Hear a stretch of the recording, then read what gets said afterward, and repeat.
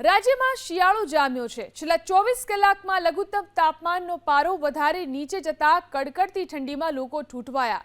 રાજ્યના 3 સ્થળોએ લઘુત્તમ તાપમાન 1 આંકમાં પહોંચી ગયું।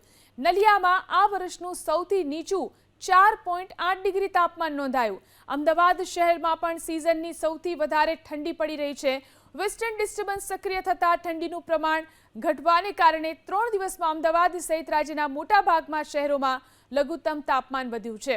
અમદાવાદ શહેરનું લઘુત્તમ તાપમાન 15 ડિગ્રી નજીક પહોંચતા ઠંડકમાં સામાન્ય ઘટાડો થયો છે, પરંતુ ગુરુવારે રાત્રે પવનની ગતિ ઘટી જતા ઠંડા પવનો ફરીથી શરૂ થયા અને આ જ દિવસે ઠંડીનો પારો 14.4 ડિગ્રીથી 2.7 ડિગ્રી નીચે જઈ અને 11.7 ડિગ્રી પર પહોંચ્યો।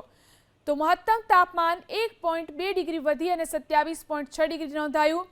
રાજકોટમાં 9.4, અમરેલીમાં 8.6 ડિગ્રી તાપમાન નોંધાયું। ગાંધીનગરમાં 10.8 તો ડીસામાં પણ 10.1 ડિગ્રી તાપમાન રહ્યું।